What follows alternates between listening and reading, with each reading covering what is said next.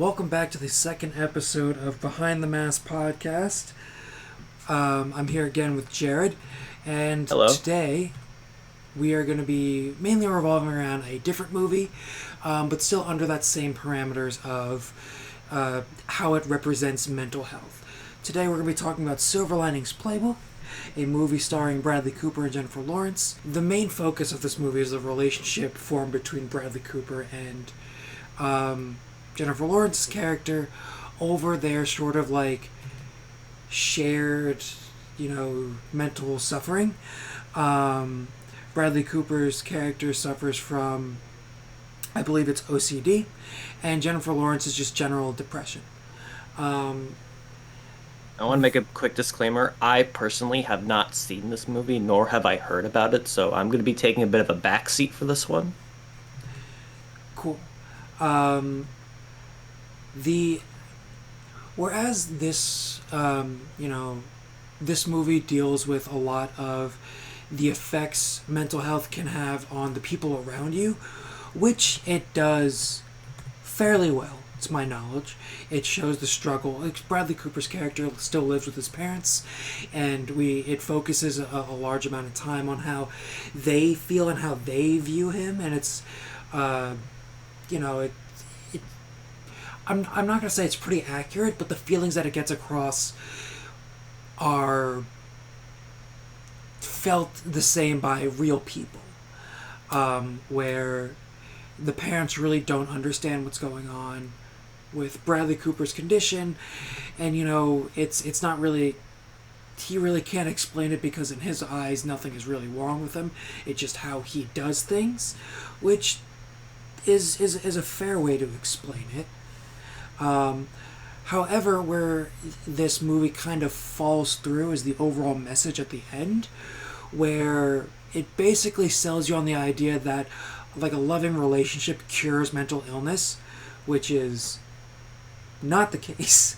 That's a storybook ending if I ever heard one. It is a very storybook ending, and like it makes, it's a movie that wants you to feel good by the end of it, which it does its job. It's a feel good ending.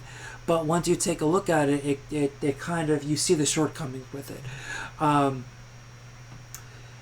have a quote from Stephen Schulmans, an MD from the Department of Psychiatry at Harvard Medical School. His response to this film was, quote, "Falling in love is can't speak today. Quote, Take your time. falling in love is an absolutely awesome, wonderful thing, but it's not gonna cure bipolar disorder any more than it's gonna cure diabetes." I guess I misspoke before. Bradley Cooper suffers from bipolar,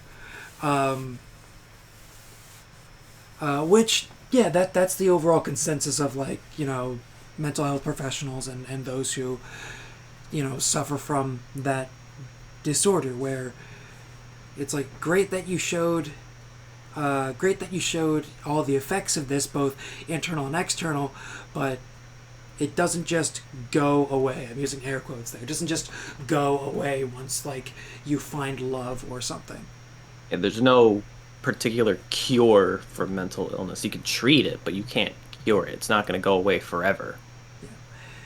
It's not something that it's not something that can be cured, but that also just means that doesn't mean it's bad. Or I'm trying to say a lot of things that I just cannot wrap my head around for a moment. I guess that leads into my next bit that we touched on last time, is the stigmatization, both by society and yourself, just how you interpret it. I was going to ask that because we spent a good amount of time talking about the relationship itself. I was going to ask, was there anything relating to mental health that extends beyond the main relationship between Bradley Cooper and Jennifer Lawrence? Like, are others affected by it? Well, others affected by I'm it, not saying, is there social commentary, but if there's anything more, anyway. Well, I mean, like I said before, though the parents don't have that disorder, they're still affected by it because of how Bradley Cooper's character acts throughout the film. There's a lot of arguments, there's a lot of fights that to their mind comes out of nowhere. Um, and that's a depiction of bipolar disorder. I had a friend who has, uh, I think it's like borderline bipolar disorder, where he just gets intense mood swings seemingly at random. Because that's how it feels when other people perceive it, because we can't see inside their heads. But he explained it as, I could be sitting in class and being like totally quiet, and then I think of like one thing that happened to me like months ago, and then my body goes into a full like reaction mode of like being totally angry about it or stuff, and like these mood swings come and go, which the movie I think does a good part. It's been a while since I've seen it. Does a good part in showing how quickly it can start and how suddenly it can end, leaving you just like in a mess of like the turmoil that you've set up for those around you. Then there's also the self-stigmatization where how you view yourself suffering with it. This is something that I'll be probably touching on. These are like two things about like that I'll be touching on as a whole throughout all of these. But one in the beginning of the movie, when Jennifer Lawrence and Bradley Cooper's characters like meet for the first time, she's all like what's your problem, or like what's your deal, or whatever, basically saying that something's wrong with you, I want you to tell me, when it's not that simple. It's Right. Nothing is wrong with him. If you have borderline bipolar disorder, or just bipolar in general, nothing's wrong with you. That's just someone who cannot understand what you are going through. But if I could put myself in that character's shoes for a moment, of someone asking you what's your problem, what's wrong with you, you're obviously going to ask yourself, well, what is wrong with me? Am I doing something wrong? Am I doing this because of the mental disorder? Or am I doing this because that's just me? And like that sort of internalized fear that you have is basically building on the stigma that is being built up by society. Like, oh, these are how other people treat. This is how I'm using air quotes, normal people treat others with like disorders. I'm gonna keep all my problems to myself and like push it way, way down, and so that no one will know, and I'll just live with this. Like, that's what self-stigmatization is, and that's what a lot of people suffer through. It's a lot of being comfortable with knowing that you have a mental disease or a mental disorder. Yeah. Might have to check out this movie for myself after that essay.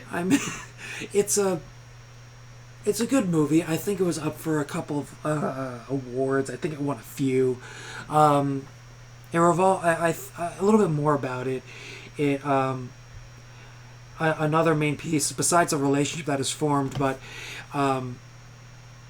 it's built off the backbone of being a Phillies fan in the mid 2000s, which went from being really good to being really bad in a matter of seasons. Like, they went to the Super Bowl in 2004 and then just kind of stopped being good. Because then they got not stopped being good.